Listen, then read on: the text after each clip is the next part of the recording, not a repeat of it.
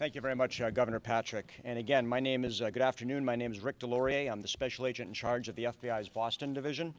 Let me recap our investigative efforts this afternoon. Yesterday at this time, our collaborative efforts were focused on saving lives and treating the injured. At the same time, resources were directed to ensure the safety of our community. As soon as those important tasks were completed, first responders focused on establishing a criminal investigation.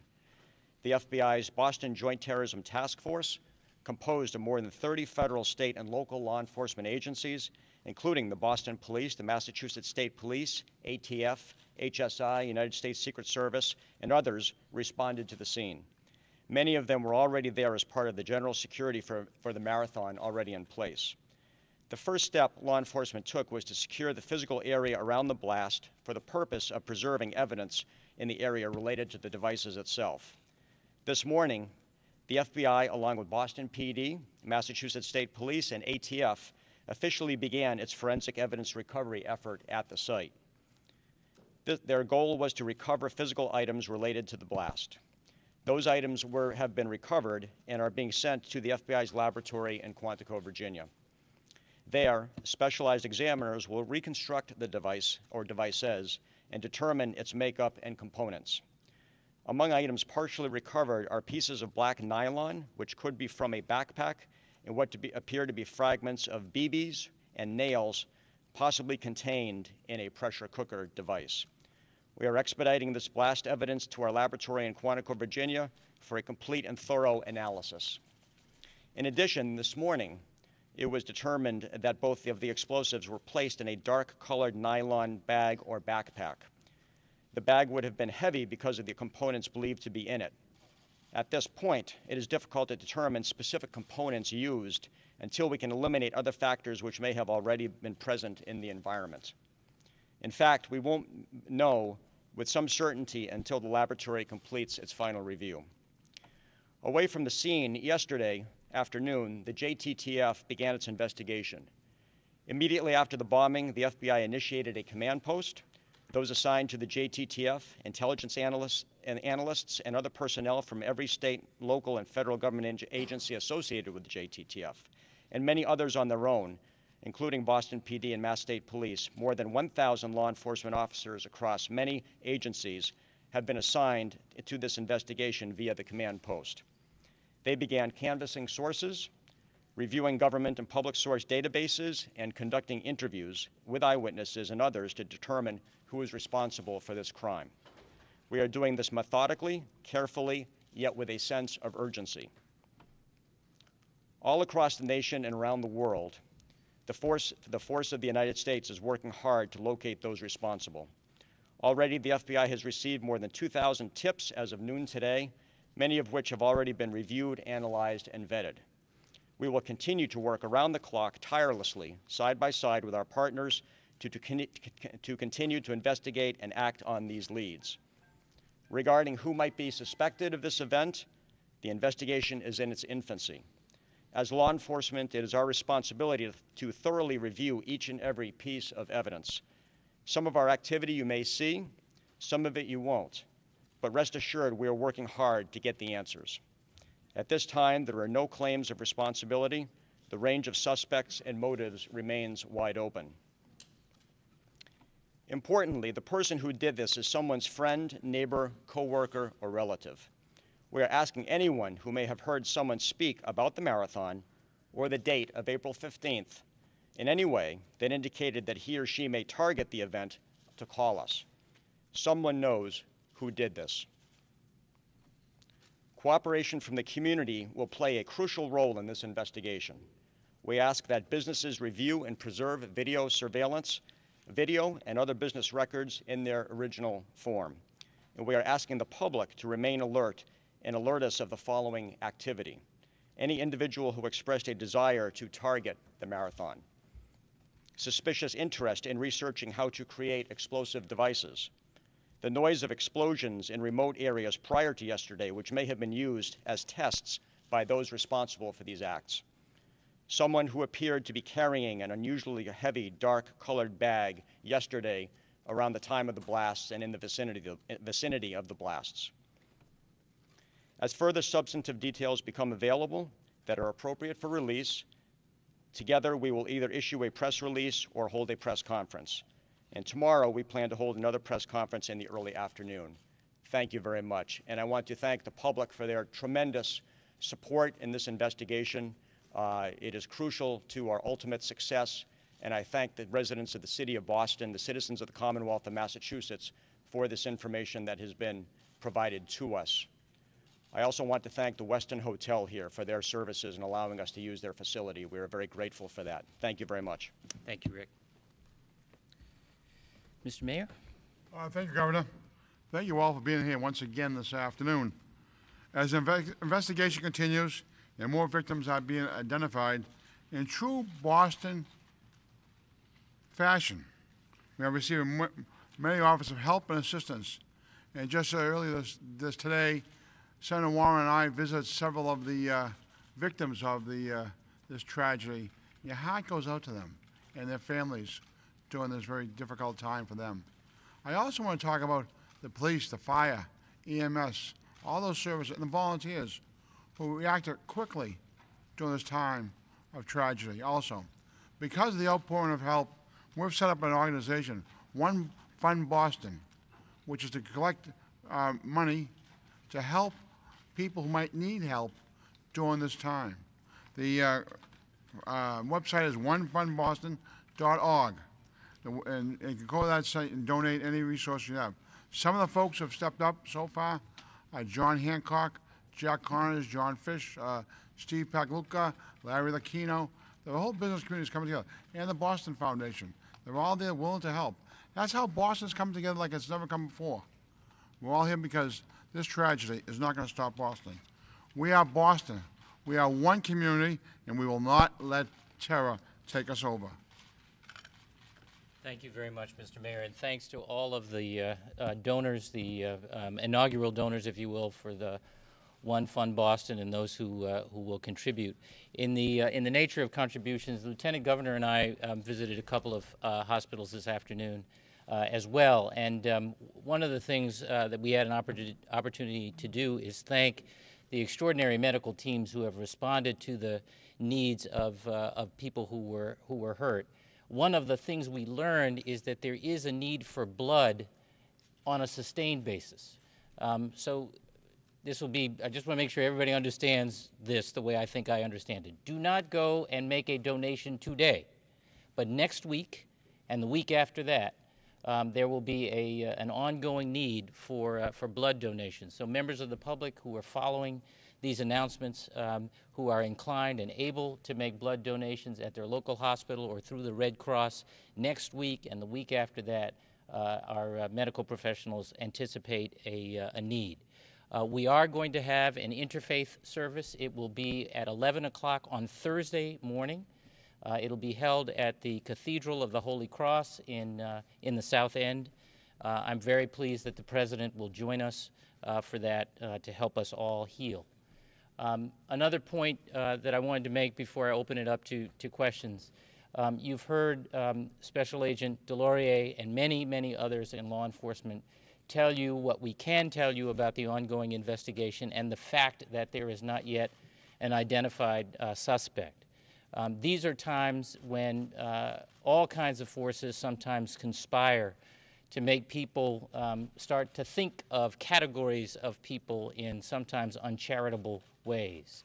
This community will recover and will heal if we turn to each other rather than on each other. And one of the things that we'll emphasize at the interfaith service and that we want to emphasize by our example every day is that we are one community, as the mayor said. We are all in this together, and the sensitivity we show to each other as we heal will be an important part of how we heal. And now we're happy to take your questions. I'm not signaling anything. No, not you, the Special Agent DesLauriers. You said person, you didn't say persons. Are you looking for one person? I believe I mentioned in my statement, we don't have any definitive information regarding suspects or subjects. It could be a person, it could be persons. We don't have any, we have not reached any conclusions at all in that regard. Commissioner Davis, you run this event year after year, presumably with a sound security plan. Can you talk about what happened this year, what went wrong, and do you think that these people may have been planning this for many years? The second part of that question will be answered by the investigation. There's a lot of work that needs to be done to determine exactly how this incident occurred. We planned this incident like we do every incident in the city of Boston. We work very closely with our federal partners, the intelligence services. Each incident is vetted very carefully. There's a specific plan put together. This particular plan was very well thought out and executed. And there were more officers assigned to this race than we've ever assigned before. And we were particularly concerned with the finish line this year and assigned more officers down in that area. I think if you look at the videotapes, you can see that. So we'll have a lot of time to vet all these plans and to determine exactly what happened here. But this is going to be an integral part of the ongoing investigation. Did something go wrong here, though, with your plan? Was there a weakness that clearly they exploited a weakness? Well, you know, this is a soft target. And so anybody can go into a church and do this type of thing. When you have an event like this, you can't lock it down like it's a military operation. It needs to be open to the public. There's commerce occurring up and down that parade route. And by the virtue of the type of event this is, it requires that we don't turn these events into a police state. So we struck what we believe to be the appropriate balance. We'll review all of that, and we'll come to some conclusions down the road. But this investigation is really our priority right now. Governor, with your comments, Governor, a few minutes ago about targeting groups unfairly, are you suggesting that you hinted about targeting groups unfairly? Are you suggesting that that situation is in fact happening? No, we haven't actually had any complaints, but U.S. Attorney and I were talking earlier about those concerns, and just wanting to remind people this is a time to show that sensitivity. Mr. DesLauriers, can I ask you just a few questions, sir? Was black nylon residue found at both of the bomb blasts, and what specifically can you tell us about rice cooker? Do you have an actual piece of a rice cooker that was found? No, I believe I said pressure cooker. Possibly a pressure cooker. Black nylon bags, possibly at both sites. Yes, black nylon bags as opposed to, I think you said residue, but. You said that they were heavy. About how heavy, and were they concealed in anything else, like a grocery bag or any other kind of? I can't characterize the specifics of that. We're postulating that they needed to be heavy bags to carry the explosive devices inside of them. They would not be light bags. And just one more question. Does it appear that they were then twin bombs? Was the damage the same at both, and the fragments the same at both, and the nylon the same at both? I think that would be speculation right now before the evidentiary review is complete. How uncommon is it at this point? Or anything that would hint it? Did you find a circuit board or a fragment of a circuit board or anything that might get it detonation? The evidentiary review is still ongoing right now, and I wouldn't want to speculate or characterize any more than I already have. How uncommon is it at this point? How uncommon is it at this point in the investigation, in this type of attack, not to have anybody come forward? There are a variety of reasons why. This is a very complicated investigation. It is going to be pursued methodically, carefully, diligently, but with a sense of urgency. And we are barely 24 hours on into this investigation. So I would say that this is still in its early stages, and that's the best way I can characterize that right now. Mr. Governor, has the city or state ever issued guidelines for commercial property owners on how to deal with these kinds of attacks or disasters in the past? And are you going to do that going forward if you haven't? And as they're rebuilding their properties on Boylston Street, will you encourage them to do so with reinforced glass windows like that have one from the past? It's one question per customer. You know that, right? Gotta get them all in at once, but yeah. So I don't frankly know the answer to the first question, other than the guidance that folks along the route get in preparation for a specific event.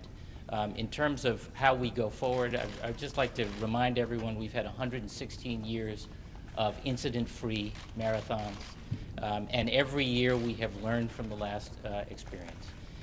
This is a painful and tragic lesson, but we will learn from this as well, and next year's marathon will be even bigger and better. Mayor Menino, do you know? Through that area over the course of the day, would you say, what's the ballpark range of how many people were at the finish line? I don't know the answer to that. We do not You're make talking about in the area where the blast occurred in particular? Yeah.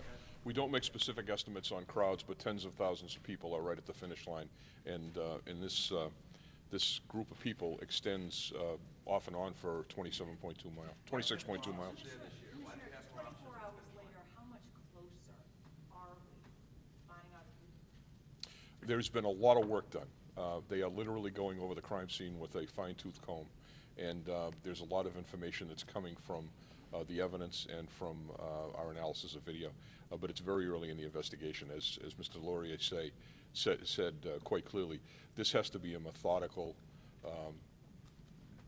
investigation that is not a rush to any particular end. We have to be very cautious here. Special Agent DesLauriers, knowing what you know about the devices now, are these things that bomb-sniffing dogs could find? I couldn't speculate on that right now. Again, we're still in the process, as Commissioner Davis just mentioned, we're still in the process of going through the evidentiary review at the crime scene. That process is not completed yet. It is ongoing, and I wouldn't want to speculate or characterize that anymore until that process is complete. Mayor Menino,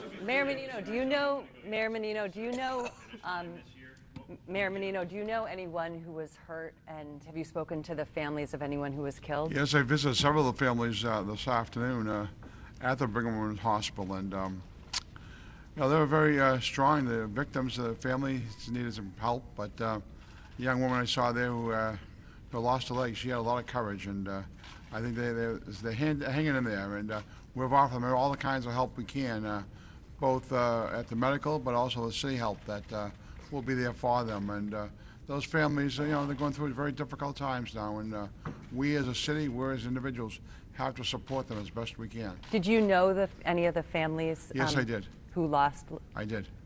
Is there anything that you can say about? Anything that you can say about the people who were lost? No, guys want a lot of answers? Some of these things are personal things. And when you get down to things like that, it's very personal. And you don't get into facts of conversations with victims who you know personally. Commissioner Davis, you said earlier that you pay special attention to the finish line. I wonder if you could expand on that. Why, what particular threat did you have for the finish line?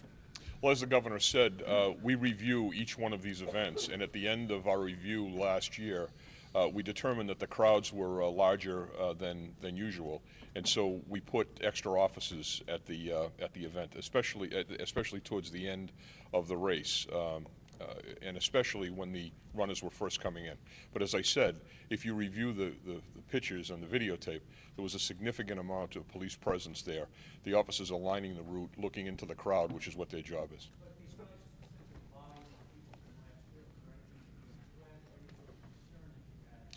No, as I said, we talked to our federal and state partners. There was no specific threat about this event. This was a standard threat picture after 9/11.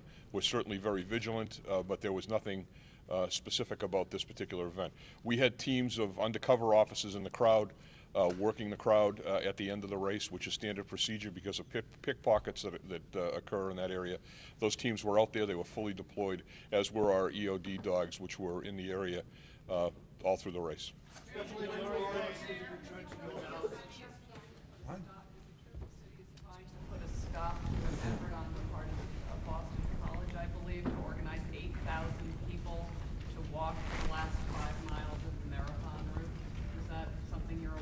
I'm not aware of it at all. Friday? No. Agent DesLauriers? Does law enforcement know anything about that? No. Agent DesLauriers, if I could just hate to belabor this, but you're all like there was a mention of circuitry or a circuit board timing device that was found. Can you say anything about that? And I'm assuming now you guys have swabbed the residue and know the agent that was used in the explosive. Is that something you want to share with the store owners that we have to ask about? No, I believe the circuit board was brought up by a member of the media right here and not in my remarks, so I'm not prepared to speak to that, any aspect pertaining to that right now. But certainly going out to the community, conducting a logical investigation, I can assure you that the Joint Terrorism Task Force is doing that as we speak.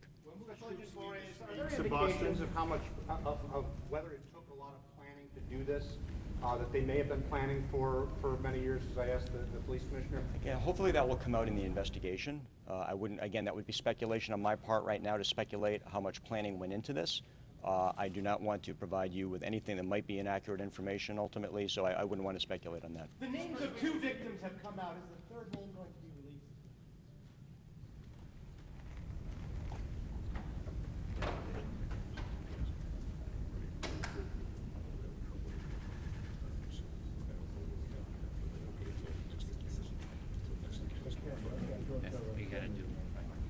Commissioner Davis advises me that there is not enough work done right now to make a notification to the next of kin for the 3rd victim.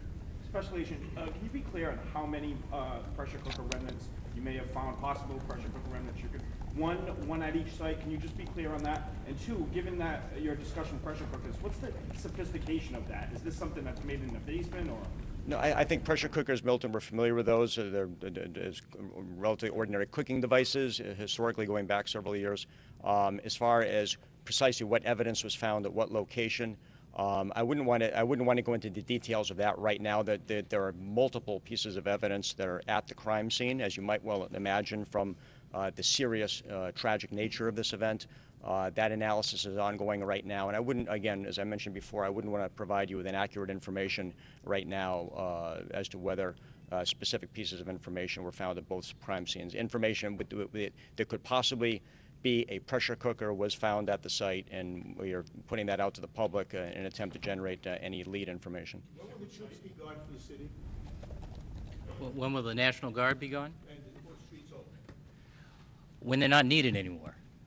The job of the National Guard right now is to secure the crime scene. The work of going through the crime scene continues. We're not going to rush that. That will involve some inconvenience to people, but I can't tell you when that work will be finished. The other thing the National Guard is doing is helping with the random bag checks in the T, and that'll continue for the next day or so anyhow. Sorry.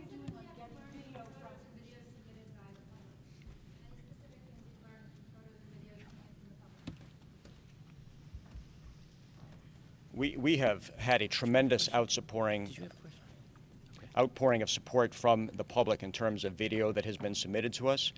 It has been tremendous, and we are analyzing that right now, taking a look at it. We are bringing specialists up from Quantico to assist us who are digital video analysis experts, and we are bringing the best possible resources that the FBI can bring to bear to Boston to participate in that very aspect of this investigation. From the public as when it comes to pictures and video? It's various video submissions of the area around the crime scenes that were taken around the time of the blast, both before and afterwards. All video like this, we encourage the public and particularly business owners in that area to continue to submit this information. This is very, very important, and we thank the citizens of Boston and the Commonwealth of Massachusetts for submitting this information. Can we hear from the ATF, please, about what the potential explosive might be that was used? Many witnesses are saying they smelled something like gunpowder. Yes, that's correct. That has been reported, that type of smell, but we're not prepared yet to go into the specifics as to the blast scene. It's a fairly expansive, large scene, and that's why we're having to be so methodical in how we're processing it. We do know that there has been some debris recovered from some of the rooftops nearby, as well as some of the debris has been embedded in some of the buildings nearby. So that gives you just a kind of a scope of the power of the blast, and you can see how it was so devastating.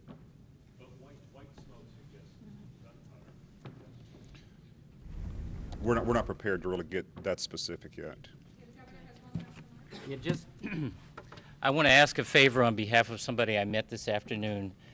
Lieutenant Governor and I were over at Tufts Medical Center, and we visited a young woman. We visited a number of victims, but one young woman named Victoria, who is a Northeastern student who is in the hospital because of a serious shrapnel wound she had in her leg in the site of around the site of the first blast. She was scared. She was carried, I think, by a firefighter. We think by a firefighter to the medical tent, really, as she described it, hysterical. There was a person who helped calm her down, who she said who described himself as an Army sergeant, an Afghanistan vet. I don't know whether he was assigned to the medical tent or, like so many other people there and elsewhere in the Commonwealth, just jumped in to help.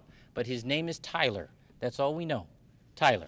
And one of the things he said to her to calm her down was to show her his own shrapnel, a wound or scar from his own shrapnel wound from when he was in Afghanistan. Victoria very, very much wants to thank Tyler personally. So if Tyler is out there and listening or reading your reports, we would love to hear from Tyler so that we can connect him to Victoria. And Tyler can get in touch with us by dialing 617-725-4000. If you just get that word out there, I'd appreciate the favor, and more to the point, Victoria would. Thank you all for coming.